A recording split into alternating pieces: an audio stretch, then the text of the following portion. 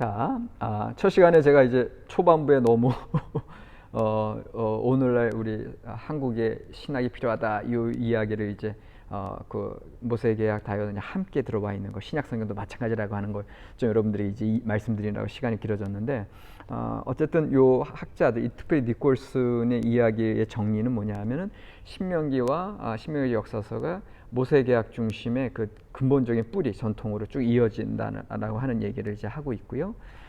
그래서 그 첫 번째 견해가 이제 여기 197쪽인데 197쪽에 신명기적 역사가의 기본적인 신학 전승, 요게 이제 그 두 개의 전승들, 신해산 계약 전승, 다윗 계약 전승이 집합 융합되어 있는 건 확실한데, 이분도 그렇게 인정해요. 확실한데, 그러나 여전히 야훼와 다윗 간의 계약은 왕에게 지어진 바 모세 율법을 순종할 의무와 관련되어 있다. 그래서 여전히 모세계약, 다윗계약 다 인정하지만 모세계약적으로 이제 강조하는 거, 그거를 이제 니콜슨이 얘기하고 있고, 이제 두 번째가 바로 아까 방금 설명드린 첫 시간에 설명드린 그 성명신학.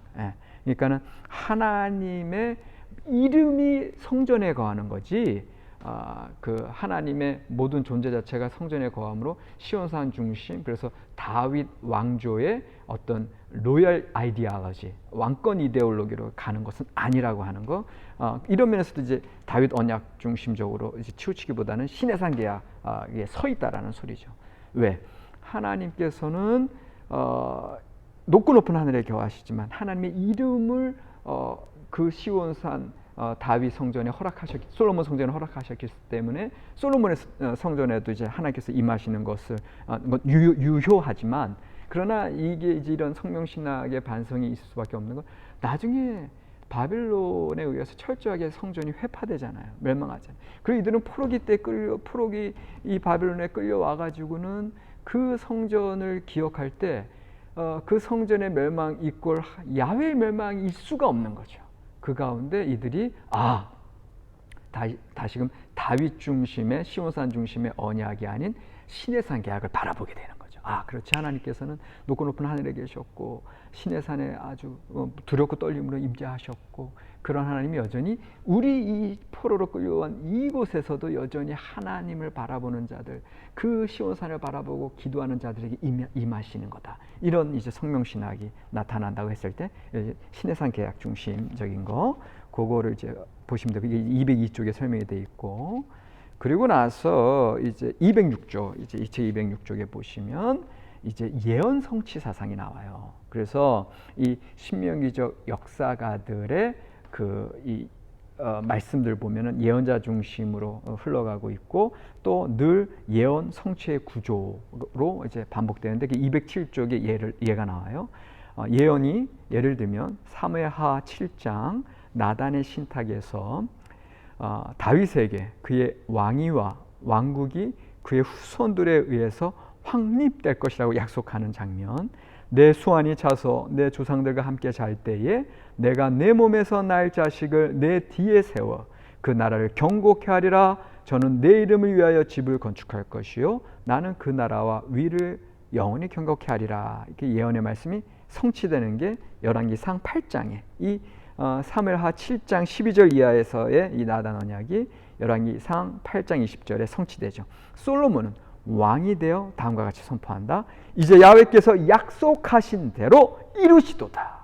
내가 야훼께서 약속하신 대로 내 부친 다윗을 대신하여 일어나서 이스라엘 위에 앉고, 이렇게 돼 있어요. 그러니까는 이런 예언의 말씀이 성취되는 거, 또 이런 게 되게 많이 나와요. 아히야 왕이 여로보암에게 이제 여기서는 선지자죠, 예언자죠. 아히야가 여로보암에게 이제 다윗 왕국의 분열을 예고하는 게 열왕기상 11장 30절에 나오는데, 아히야가 그 입은 새 옷을 잡아 12조각에 찢고 여로보암에게 이르되 너는 10조각을 취하라. 그 다음에 또 두 지파는 이제 또 유다와 그 이제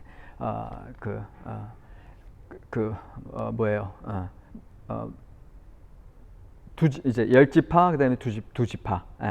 그래서 베냐민, 그렇죠, 유다 베냐민.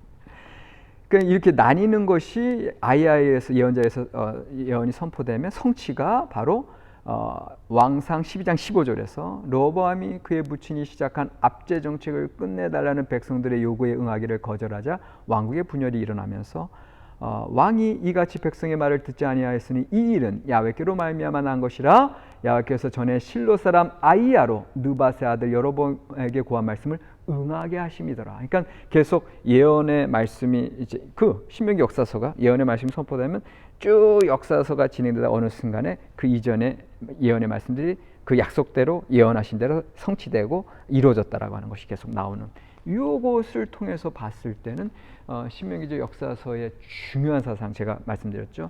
예언 성취 사상.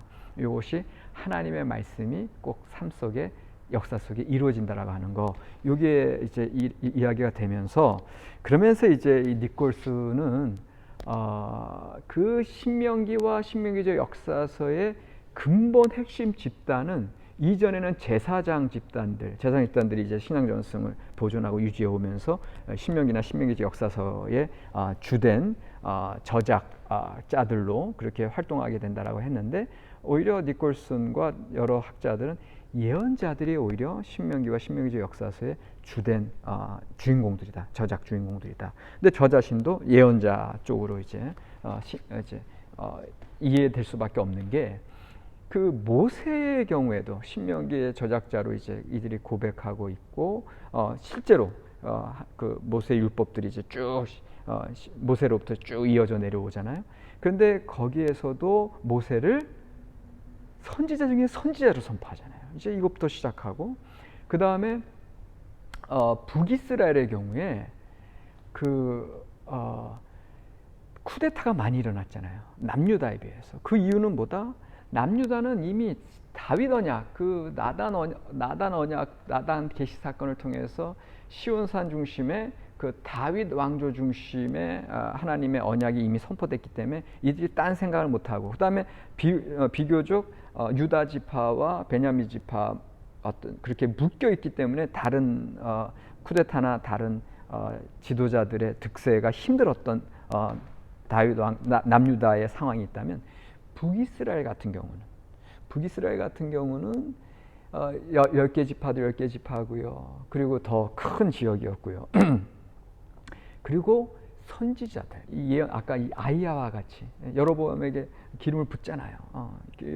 그러니까 그런 선지자들의 계시를 받은 자들이 늘 시대별로 나타남으로 쿠데타가 많이 일어났는데, 그건 이제 정치적으로 하는 얘기고, 실제 신앙적으로도 그만큼 왕이 중요한 게 아니라, 왕정 체제가 중요한 게 아니라 하나님의 말씀대로 이 땅 가운데 이루어져야 되고 하나님의 말씀대로 순종하는 지도자가 나타나야 되고, 그런 개념이 북이스라엘에는 강했다는 거죠.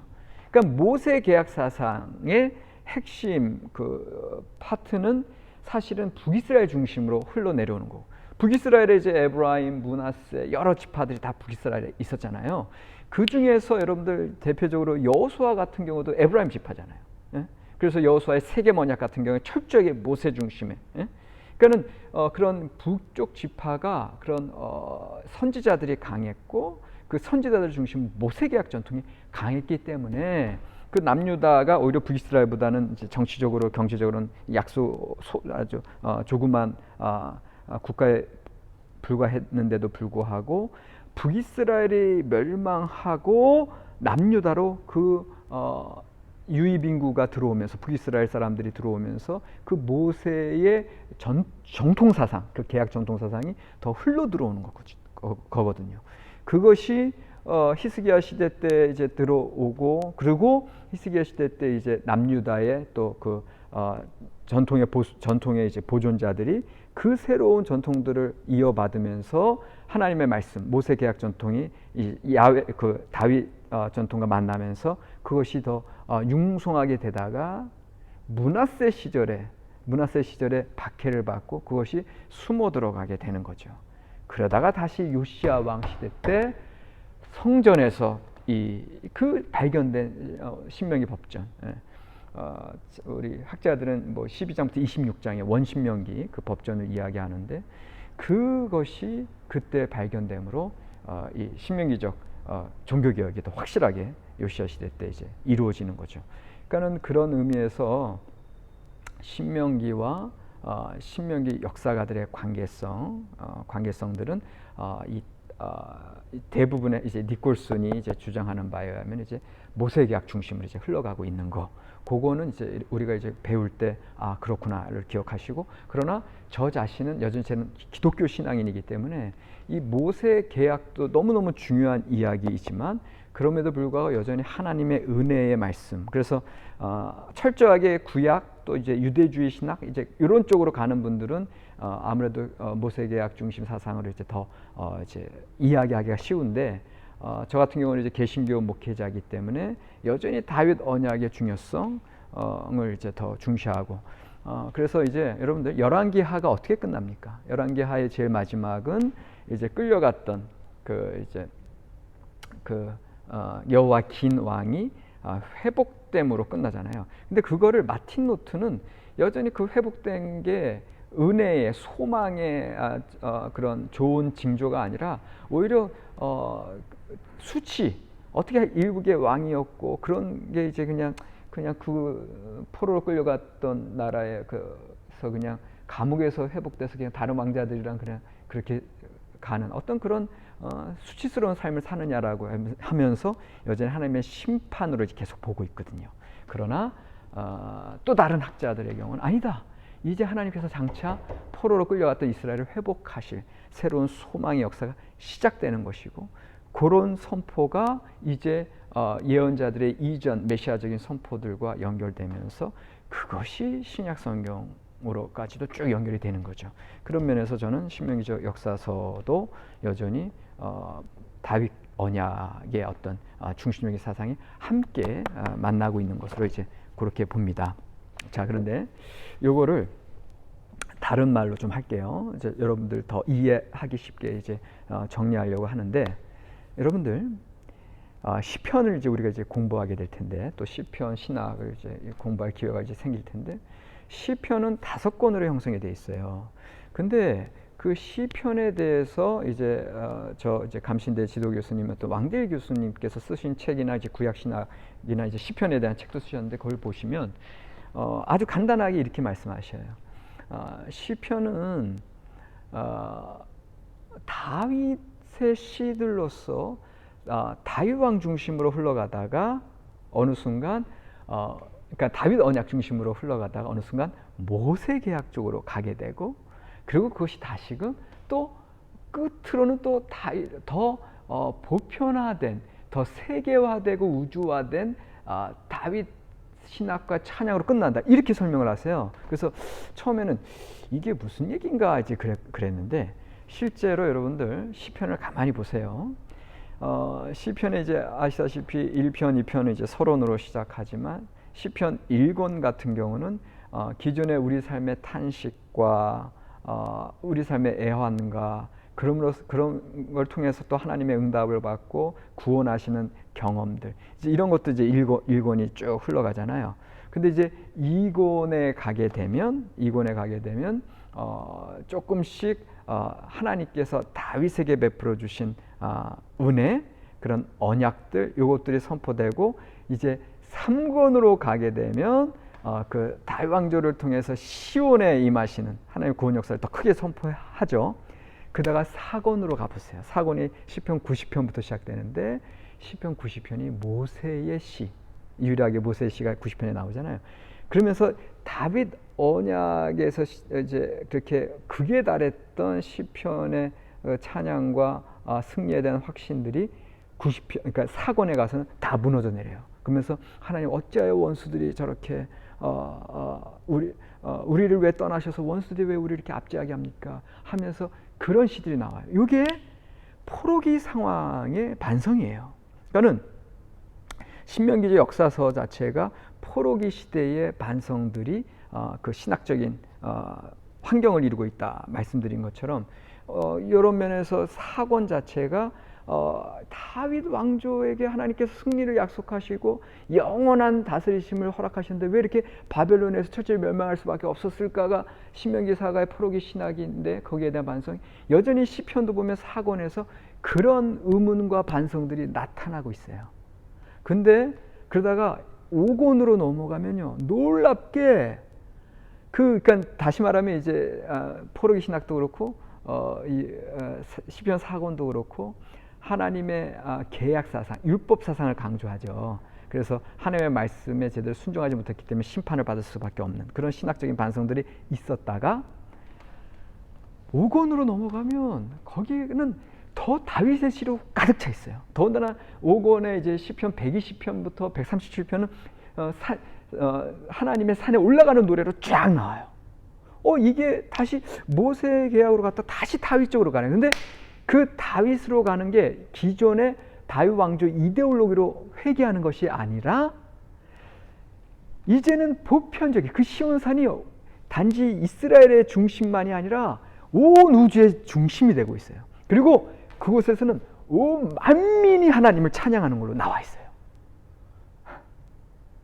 시편 5권을 쭉 보세요. 그러면 마치 시편 5권 보면 이 요한계시록을 보는 것 같아. 온 우주가 그냥 하나님을 찬양하는 노래들로 가고 있어요. 이게 무슨 얘기인지 아세요? 그리고 이게 포로기 이후의 신학까지도 반영할 수 있어요. 네. 그렇기 때문에 저는 이 다윗 언약을 버릴 수가 없는 거예요. 네. 그리고 내가 목사라서 개신교 신자라서 이걸 얘기하는 게 아니에요.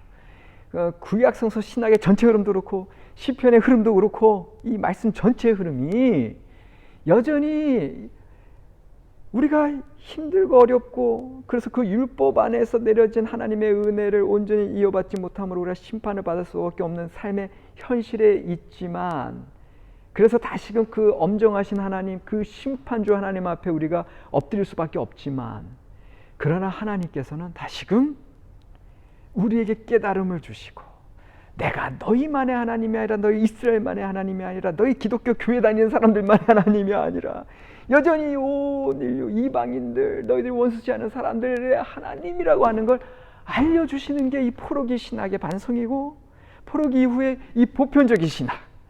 그래서 이제는 하나님이 이 열방을 다스리시고 열방의 심판으로만 끝나는 게 아니에요. 열방에 대한 심판 소포로만 그렇게 끝나는 게 아니라 그 열방의 심판 소포가 되어지는 순간 이제 하나님께서는 온 열방 만방을 다스리시는 하나님으로 온 우주 하나님으로 서시는 거거든요. 그리고 그러한 고백들이 포로기 이후 예언자들에게 많이 나타나는 것이고요. 그리고 그것이 오늘 우리의 신학에서도 마찬가지. 우리가 신명기 역사가의 신학을 여러분들 배우시면서 이제는 내 중심적인 그리고 나의 율법주의적인 신앙의 삶을 탈피하셔야 되고요.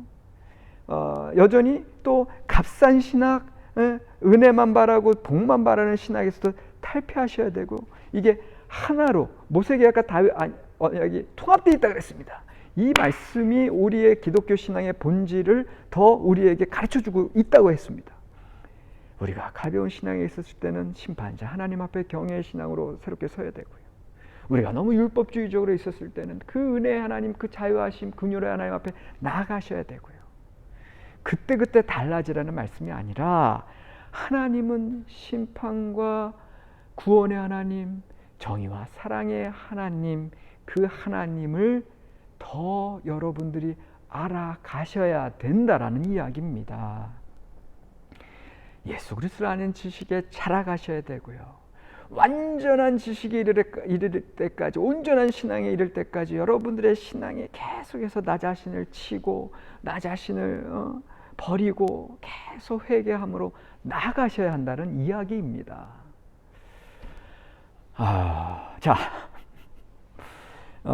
그래서 자 일단은 이제 여기까지 하고 그다음에 이제 방벌로쪽 서론으로 갈게요.